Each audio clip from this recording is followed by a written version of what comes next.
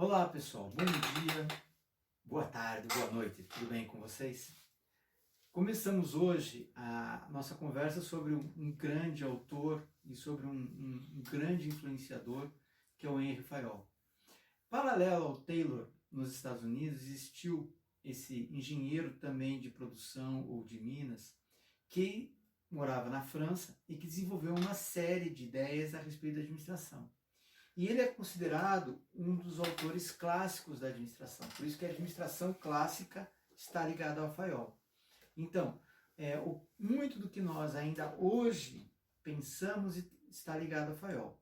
E ele traz algumas coisas. Ele é um pensador europeu, então ele sai do eixo dos Estados Unidos e ele tem uma concepção diferente. Enquanto o Taylor tinha uma preocupação com a tarefa, o Fayol vai ter uma preocupação com a estrutura das empresas e como que essas empresas se ordenam, como que a organização deve existir e como ela deve funcionar.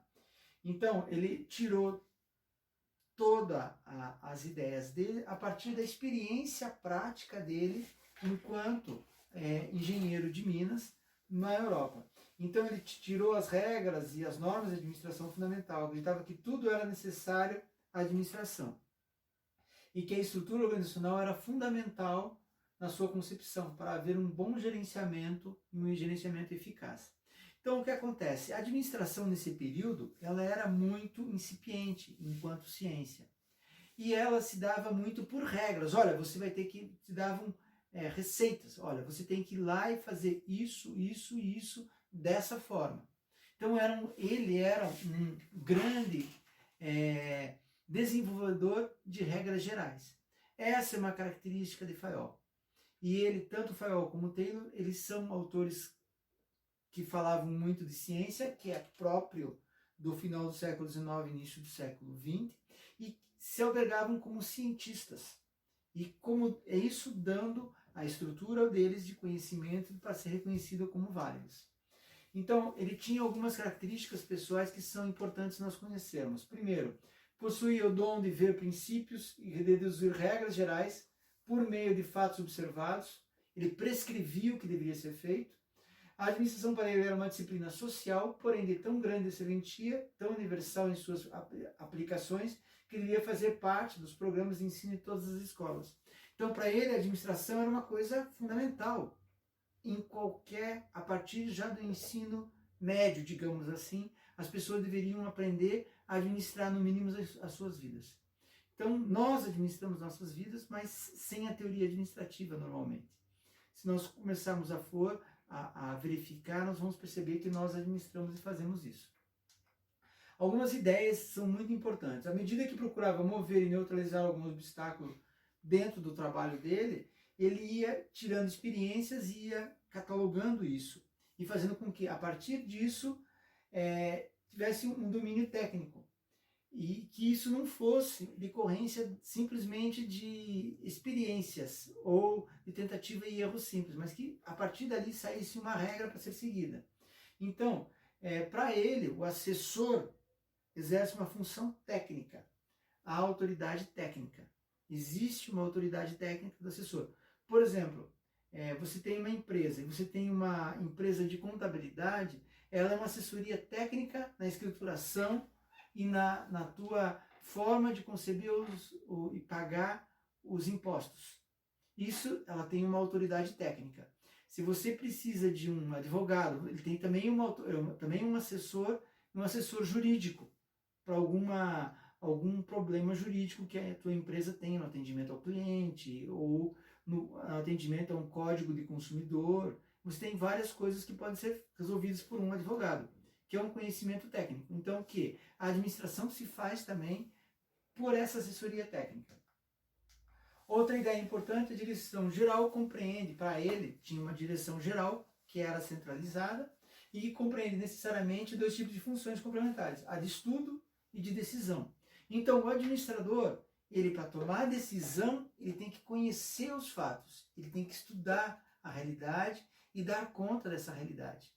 Esse papel é fundamental no processo de construção das soluções administrativas. Quer dizer, você não pode fazer nada sem estudo, Você não pode tomar decisões e quanto maior é a tua posição dentro da hierarquia da empresa, dentro da estrutura da empresa, mais você tem que ter conhecimento sobre essas situações.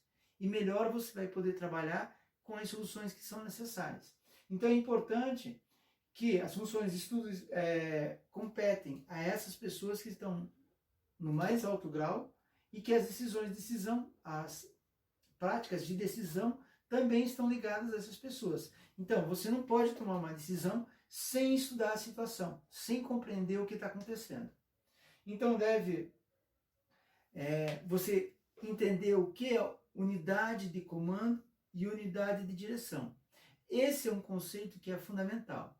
Então, unidade de comando, o que significa? Você obedece a um só líder, a um só chefe na tua área, a um só gerente, por exemplo, no setor que você trabalha. Você se reporta a uma única pessoa. E, por sua vez, a unidade de direção nós todos seguimos uma única direção, atender o cliente, desenvolver o nosso produto, o nosso serviço, e todos trabalhamos para o atendimento do meu produto e do meu serviço. Então, a empresa ela funciona numa direção única, atender o seu cliente e colocar o seu serviço à disposição do cliente dentro do mercado. Então, existe uma unidade de direção e uma unidade de comando. São coisas distintas e nós temos que compreender esse processo. Outra ideia, a administração de uma organização deve ser compreendida a partir de uma estrutura de disposição das diferentes funções e responsabilidades, que devem ser organizadas numa sequência lógica. Então, normalmente, numa estrutura hierárquica, vocês vão poder olhar essas estruturas nas figuras que tem lá dentro do livro, no capítulo 5, você tem estruturas onde você tem a base, que são as pessoas que estão normalmente dentro do operacional, depois você tem as divisões, que são as áreas gerenciais desse operacional, então da área financeira, da área de produção, da área de marketing, da área de recursos humanos. Vocês têm gerentes nessas áreas e pessoas que trabalham dentro dessas áreas. Esses gerentes se reportam a diretores de áreas que são comuns. E esses diretores se reportam a um chefe geral, um presidente, a um chefe executive officer, que responde pela organização como um todo. Então existe uma hierarquia de comando e existe uma estrutura de comando. Então o Fayol, lá no início do século XX, nas primeiras 2 décadas do século XX, ele tirou regras, estabeleceu normas para colocar isso para funcionar. E ele hierarquizou esse processo. Muito baseado também na própria estrutura da igreja e do exército, que também seguem hierarquias rígidas e atendem a noções de poder claramente delineadas. Então não pode ser encargo suscetível de exercício empírico, exige ao contrário preparação longa e sistemática, profunda. Então você não sai administrando sem você estudar. Você tem que se preparar para estudar, segundo Fayol. Então ele já no início do século XX já colocou regras que são muito importantes para o administrador. E essas regras, ele estabeleceu, por exemplo, 16 deveres dentro da administração, que foram arrolados por ele. Eu gostaria que vocês identificassem se algum desses deveres, por exemplo, não são aplicados. Ele fez isso há 100 anos atrás. Vejam se esses deveres que foram levantados pelo Fayol ainda têm validade hoje. Primeiro dever, velar para que o plano de ação seja maduramente elaborado e firmemente executado. Então, você vai estabelecer um planejamento. Ele tem que ser claramente elaborado e executado também de forma clara. Primeiro dever. Segundo, vigiar para que o organismo social, as pessoas, o organismo social para ele é um termo que ele usava de recursos humanos. E o organismo material, a quantidade de recursos que você vai precisar para a execução de uma tarefa ou para fabricação de um produto, se mantém em relação lógica com o propósito, os recursos e as necessidades da empresa. Então tem que ter uma lógica entre o que você se propõe a fazer, as pessoas que você tem e os recursos que você disponibiliza para elas fazerem. Também é um dever administrativo bem importante, que foi levantado por ele. Estabelecer direção única, competente e rigorosa. Então nós temos uma direção única, por exemplo, alcançar a excelência dentro do nosso curso de administração. Essa é uma direção única, que nós estabelecemos como um objetivo nosso dentro do curso, exemplificando as nossas primeiras aulas, nossos primeiros encontros. Por exemplo, harmonizar ações e coordenar os esforços. Então, quais ações que eu tenho que desenvolver para alcançar o meu objetivo, certo? E como que isso vai ser coordenado ao longo do caminho. Então, eu tenho que ter ações definidas e como que elas vão ser coordenadas, em que sequência que elas vão estar colocadas para alcançar os objetivos. Outro dever, formular decisões claras, nítidas e precisas. Então, você tem que ter decisões objetivas de onde você quer alcançar, de onde você quer chegar. Isso são, eu quero alcançar um desempenho acima da mediocridade. Por exemplo, eu tenho que alcançar uma nota em torno de acima de 8, para não ser um profissional medíocre, para me ajudar na minha carreira profissional. Seguir uma boa política de recrutamento. Cada serviço deve ter à sua frente um homem competente e ativo, e cada funcionário deve ter seu lugar certo. Ou seja, você tem que ter uma seleção de pessoas adequada a cada responsabilidade, a cada função. Se você não tiver as pessoas bem selecionadas, você vai ter problemas na execução daquela tarefa ou daquela competência que é exigida numa determinada função. Então, a responsabilidade nesse sentido é fundamental. Definir nitidamente as atribuições. Então, você contrata uma pessoa, coloca uma responsabilidade a cargo daquela pessoa, você tem que atribuir de forma clara qual que é a responsabilidade dela e como que ela deve atuar e quais que são as competências que ela tem que desenvolver. Segundo, você tem que encorajar as pessoas, as iniciativas e a responsabilidade. Então você tem que fazer com que as pessoas sejam ativas, não sejam passivas no processo. Também vejam que todos esses deveres que o administrador são colocados ao administrador, elas ainda são válidas hoje. Então você selecionar as pessoas, dizer o que elas devem fazer, quais que são as responsabilidades, quais que são as atribuições, que elas têm que ter iniciativa. Todas essas são coisas bem práticas e bem claras e foram desenvolvidas 100 anos atrás. Por exemplo, remunerar equitativamente as pessoas, serviços ou os serviços recebidos. Então você tem que remunerar de maneira organizada, de maneira correta, o que você se propõe que seja feito. Você deve impor sanções contra faltas e erros. Ou seja, você tem que, olha, não está certo? Por que você errou? De que maneira que você pode melhorar esse processo? E quando você repete os erros, você tem que ter uma forma de, não só punição é uma prova forte, mas você tem que ver por que esse processo, como que esse processo pode ser melhorado. Talvez essa pessoa não seja mais adequada para essa responsabilidade que lhe foi dada. Outro ponto, fazer observar a disciplina. As pessoas têm que ter disciplina no que elas fazem. Elas têm que ter foco no que elas fazem. E elas têm que se propor a fazer e realizar da melhor maneira possível. Então parecem coisas simples, mas que são altamente importantes na gestão de uma empresa. Outros deveres, estamos com 11 deveres que foram montados pelo Fayol. Velar para que os interesses particulares sejam subordinados aos interesses da empresa. Ou seja, você não pode colocar os teus interesses pessoais à frente dos interesses da organização. Por quê? Porque a organização, ela representa uma coletividade. Se você coloca teus interesses pessoais acima dos da empresa, um dos dois vai perecer. Na verdade, a empresa tem que funcionar bem, gerar bons resultados para as pessoas poderem usufruir desses resultados. Seja por meio de salários, seja por meio de prêmios, bonificações, seja lá qual for, como esse resultado vai ser repassado. Então, tem que prestar atenção à unidade de comando. Ou seja, as pessoas têm que ter claro a quem elas se reportam e por que elas se reportam a essa pessoa. E como essa liderança ela é efetivada, como ela se dá, como ela ocorre.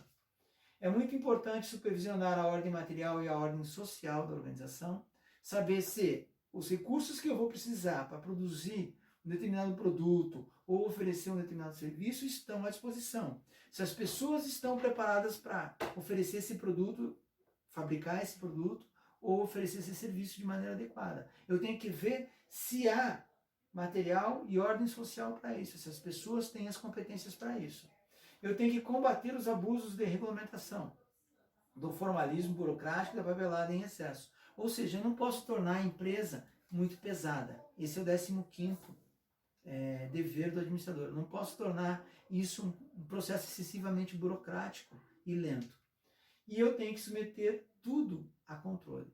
Então eu tenho que saber o que está acontecendo. E como que eu sei o que está acontecendo? É por meio de controle.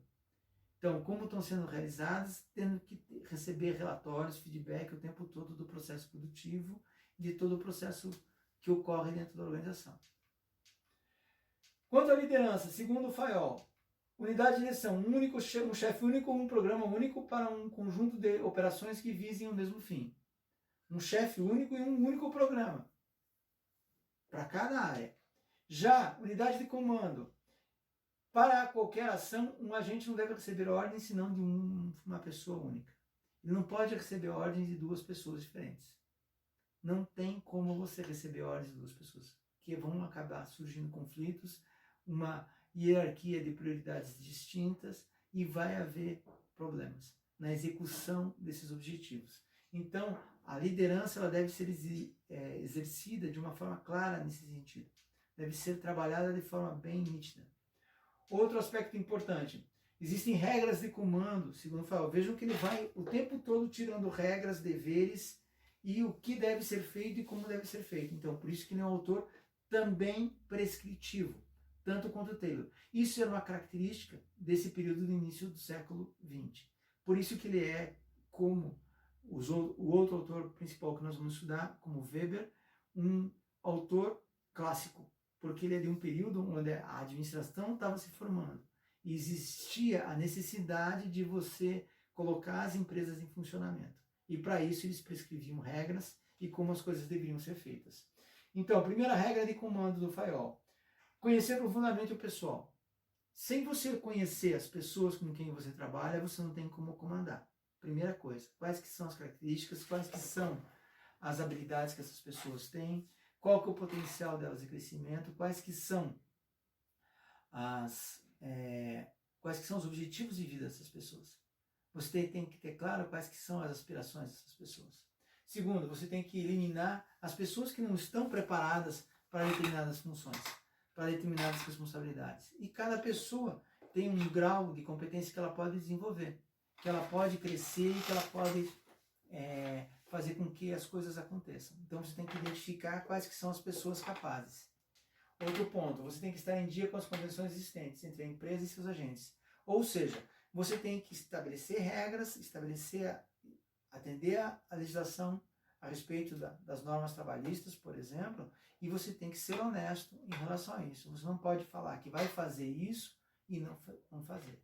Você não pode dizer que vai dar um benefício X se alcançar determinado objetivo e não sendo alcançado esse objetivo no tempo determinado e você não pegar e não atender o que você prometeu fazer. Então tem que ter coerência nesse sentido. Outra coisa, você tem que ser o exemplo. Qualquer liderança, qualquer comando, ele nunca vai ocorrer se você não tiver liderança. Se você não fizer as coisas por meio do exemplo. Qualquer liderança ocorre a partir do exemplo e de maneira clara no exemplo. Fazer inspeções periódicas ao corpo social, ou seja, você tem que estar a maior quantidade possível em contato com os seus funcionários, entendendo o que eles estão vivendo, percebendo como eles estão fazendo as coisas e de que maneira que isso pode ser aperfeiçoado por eles mesmos ou pelas suas sugestões de aperfeiçoamento da tarefa, aperfeiçoamento do serviço ao cliente. Como que isso deve ocorrer?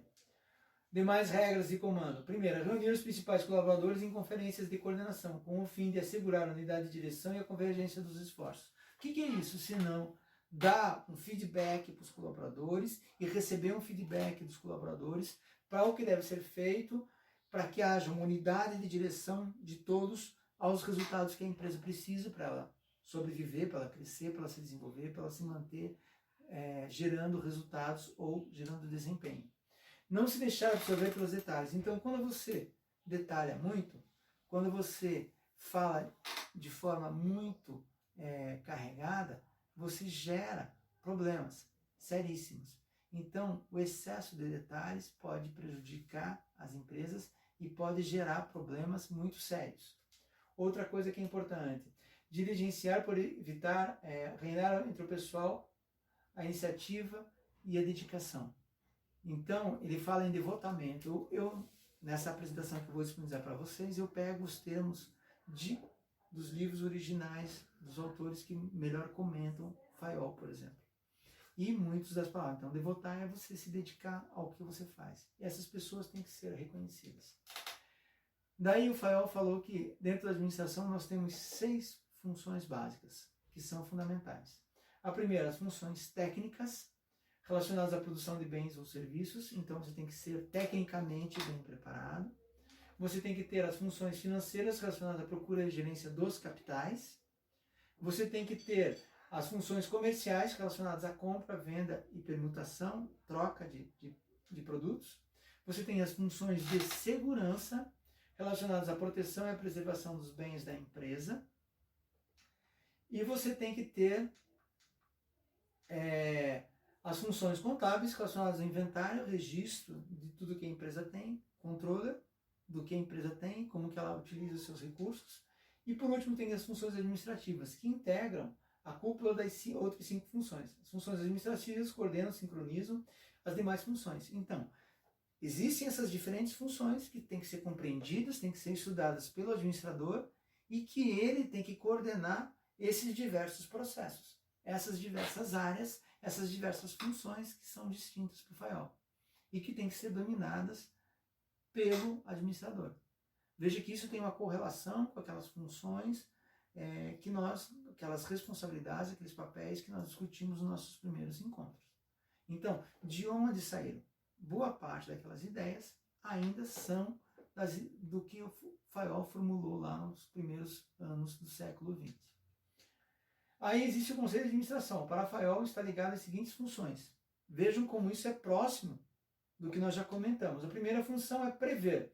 Envolve a avaliação do futuro, unidade, continuidade, flexibilidade e apreciação dos aspectos ótimos de um plano de ação. Prever. Isso não está muito ligado, muito próximo ao planejamento, tá? Nosso primeiro P. Organizar, que proporciona todas as coisas úteis ao funcionamento da empresa e pode ser dividido em organização material e social. Então você tem que organizar o que você tem, o que você quer fazer, quais as pessoas que você tem e como você vai fazer. A organização é básica em qualquer empresa, certo? Você tem que estar organizado. As demais funções, a primeira, comandar. Você leva a organização a funcionar. Seu objetivo consiste em alcançar o máximo retorno de todos os empregados, no interesse da organização. Então, você vai comandar, é a liderança, que o administrador também tem que exercer. Então, esse é lembra-se do planejamento, organização, liderança e controle. Daí ele tem controlar, a função controlar, que consiste na verificação para certificar se todas as coisas ocorrem na conformidade com o plano, com o planejamento estabelecido. E o objetivo é localizar fraquezas e erros no sentido de retificá-los e prevenir a sua ocorrência. Então vejo que essas 4 funções estão muito próximas das funções básicas. O Fayol coloca uma função a mais, que é coordenar, que harmoniza todas as atividades do negócio, facilitando o seu trabalho e seu processo, o sucesso. Ela sincroniza coisas e ações e suas proposições certas e se adapta aos meios e fins, aos fins. O que essa coordenação é o que ele tem a mais em relação ao que nós colocamos e adotamos hoje como planejar, umas funções básicas da administração, que é planejar, controlar, liderar e controlar. Ele só coloca essa coordenação, que para ele é uma espécie de cola entre essas funções, e que são funções básicas do administrador. Estão dentro da percepção do administrador e de como ele deve trabalhar. Ele também estabelece alguns princípios gerais que são fundamentais na gestão administrativa, segundo o Fayol.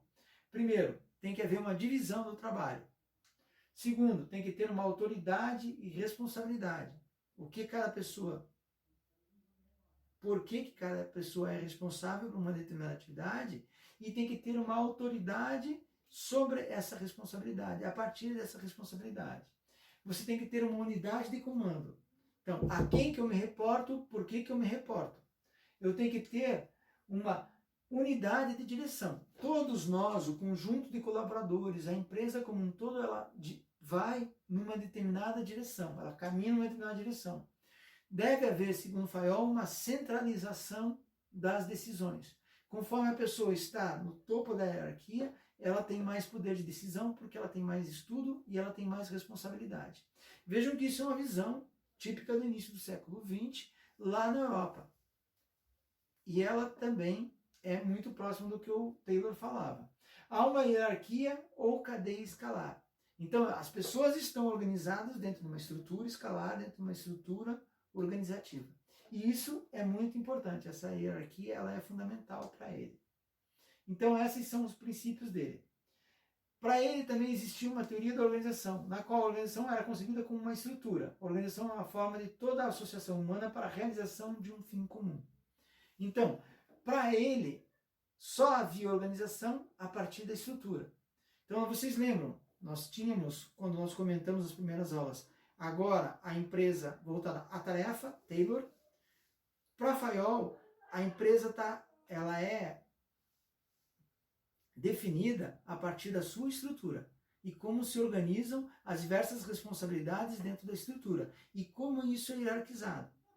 Então veja que nós temos a teoria da organização está por trás disso, a concepção e como ela deve funcionar. A administração pode ser também descrita como uma técnica de correlacionar atividades específicas ou funções num todo coordenado.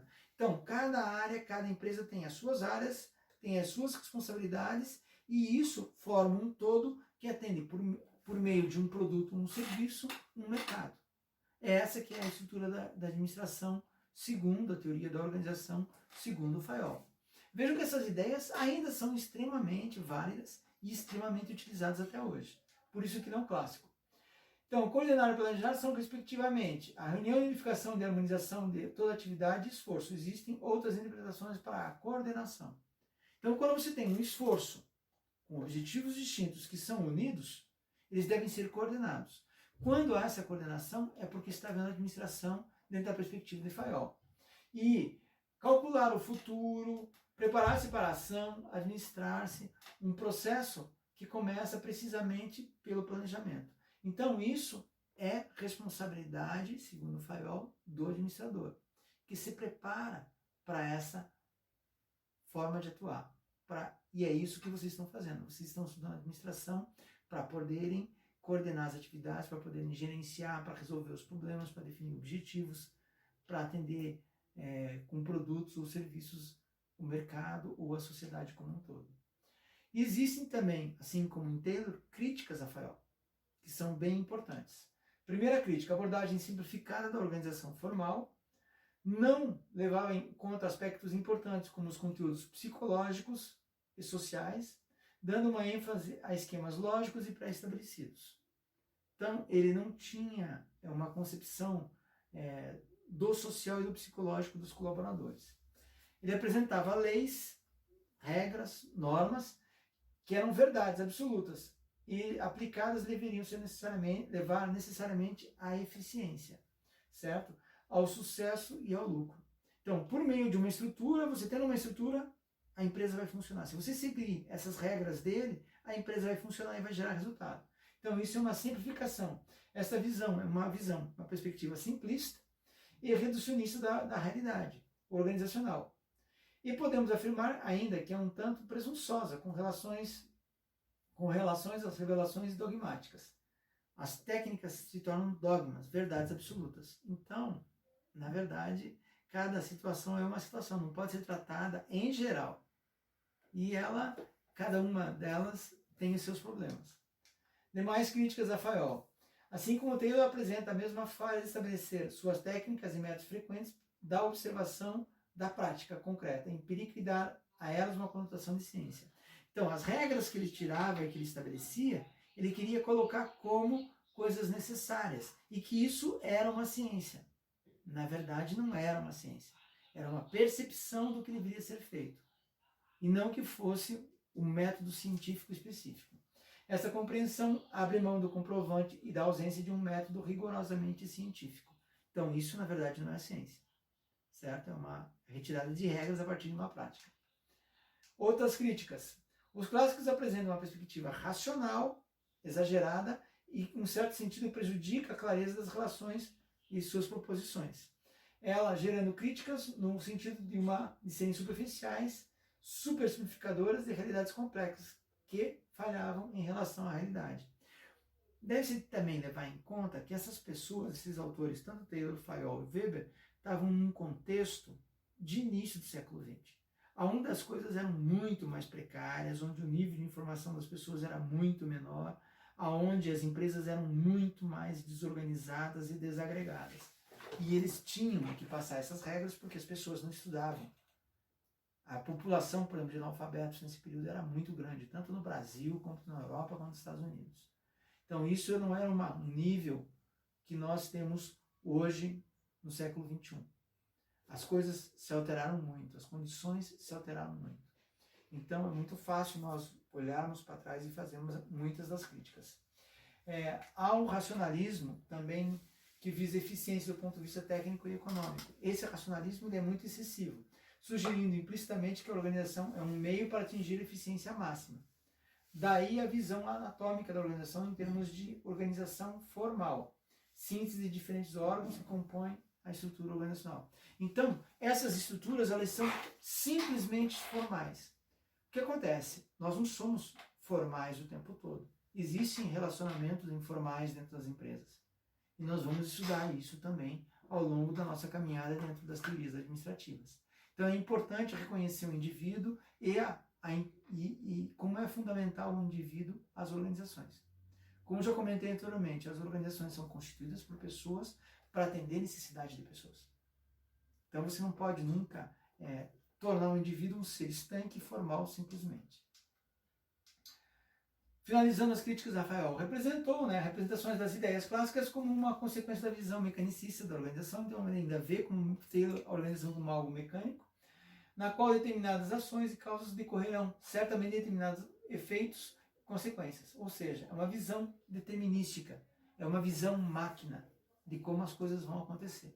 Ele também tem uma visão mecanicista da realidade, fruto daquele racionalismo, daquele cientificismo típico do positivismo do século XIX, que influenciou o pensamento em todo o início do século XX. Então, a organização formal não tratava sistematicamente dos problemas humanos, certo? Dentro da organização, ou seja, não tratava alguns aspectos relevantes dentro da eficiência organizacional. Nós vamos ver mais tarde que os estudos progrediram e que o ser humano passa a ser compreendido social e psicologicamente dentro da organização, como um grupamento, como um grupo, e ele tem que ser compreendido. Então, é uma abordagem que exemplifica e que simplifica muitas relações. E por isso que ela é incompleta, porque ela já vê o comportamento humano como algo estanque e se repetindo da mesma forma o tempo todo. Por fim, a abordagem clássica vê a organização como um sistema fechado, composto de algumas poucas variáveis. Então ele não leva a empresa, não reconhece que a empresa recebe influência de fora dela, do mercado. Ele também é um composto de poucas variáveis perfeitamente reconhecidas, são poucas as variáveis para eles, que devem ser reconhecidas e nas quais deve se atuar. E a partir disso, que essas variáveis são previsíveis e fáceis de serem coordenadas. E não, a gente sabe que é muito mais difícil. Então, isso não permite que a gente possa manipular essas variáveis e que elas vão responder da mesma forma em todas as situações. Por isso que as teorias deles são excessivamente simplificadoras da realidade. Por fim, eu vou fazer um comparativo aqui para vocês entenderem o que é Taylor e o que é Fayol. Então, Taylor, administração científica, ênfase nas tarefas. ênfase aumento da eficiência pela melhoria operacional. E o Homo economicus. Teoria clássica, do Fayol. ênfase na estrutura. Aumento da eficiência da empresa por meio de uma disposição dos órgãos competentes e das suas relações estruturais. E, por fim, administração como uma disciplina na educação geral. Então, se vê que aqui você tem a administração científica e a administração clássica. E elas são bem diferentes. Apesar de serem do mesmo período, elas têm características em comum que é típico do contexto do início do século XX e final do século XIX. Então é importante que vocês identifiquem essas alterações. Características do período mecanicista. Sua iniciativa de aplicar conhecimento ao trabalho foi um enorme salto para frente. Então, o trabalho passa a ser pensado como algo necessário e que tem que usar a racionalidade para compreender. Até então, o trabalho era considerado uma coisa de cidadãos de segunda classe, não era para intelectuais e pensadores. Então, o trabalho passa a ter uma conotação importante. Ele passa a ter uma percepção que ele pode ser melhorado e pode ser aperfeiçoado, e que isso é fundamental para as pessoas em sociedade. O treinamento levou progressivamente a aumentos cada vez maiores e mais explosivos da produtividade. Então, quanto mais as pessoas eram treinadas, mais elas melhoravam o seu desempenho, mais resultados as empresas tinham. Havia necessidade de um poder centralizado, ou seja, hierarquias rígidas, departamentos trabalhando sem maiores preocupações com o fluxo de informações entre cada um fazendo o seu serviço. Então você especializa e você separa as pessoas em áreas específicas. Isso são movimentos típicos desse período mecanicista. O pragmatismo natural do mundo dos negócios ficava essa dinâmica, certo? Porque seu critério de sucesso era simples: produzir coisas e vendê-las e ter lucro por meio disso. Então, isso começou a ser pensado a partir do final do século XIX e início do século XX. Predizer, controlar, esse tem sido a essência, a alma do manager, dos negócios, que Taylor nos deixou. Deu certo, inclusive, em boa parte do século XX. Então, boa parte do século XX caminhou e caminha ainda sobre as pernas de Taylor e Fayol, principalmente em termos de produção. Se você pegar uma linha de montagem onde você tem robôs, nada mais é do que especialização de tarefas, nada mais é do que você ter as práticas tayloristas, só que feitas por robôs. A visão máquina enfatiza o absoluto, o imutável, o certo. Assim como a hierarquia, no sentido de que há degraus de importância estruturados em ordem ascendente de autoridade. Quem está acima é superior, quem está acima controla. E essas pessoas que tomam as decisões. Então, há uma ordem, uma compreensão natural. Hoje nós já estamos vendo vários questionamentos, várias questões a respeito disso. Certo? Existem uma série de características que estão se alterando. Por fim, a visão da máquina sempre estimulou a fragmentação, uma ideia cartesiana. É melhor dividir para entender o todo. E o isolamento. Cada parte da máquina cuidava da sua coisa, da sua função. Isso é tudo o que é necessário para que a máquina funcione bem. Cada um cuida da sua área. Então, é uma visão fragmentada da empresa. Não tem a visão de todo da empresa. Cada um na sua área. Isso vai influenciar. Descartes, um pensador do século XVI, que influenciou uma mudança enorme na compreensão da existência. E ele influencia esse processo. O mecanicismo não considera que não seja a adequação do indivíduo à tarefa que ele tem que executar, seu adestramento ou treinamento para executar uma função específica. Então, é o indivíduo que se adequa à tarefa, e não a tarefa adequada ao indivíduo. Esse é um princípio bem importante. O próprio trabalhador melhorou muito seu nível de vida graças aos aumentos de produtividade gerados pela visão taylorista, assim como pela visão do Fayol. O progresso foi enorme. Deve-se admitir que há uma relação direta entre causa e efeito dessa compreensão de Newton, do mundo, que é uma visão newtoniana, certo? Do século XVI também. Com isso, nós finalizamos esse segundo autor, que está no capítulo 5 do livro do Reinaldo. Nós vamos ter atividades de fixação colocadas no Google Class e vamos ter atividades que vão ser desenvolvidas para vocês para a compreensão desse clássico. Nosso próximo encontro vai ser sobre burocracia nos próximos dias.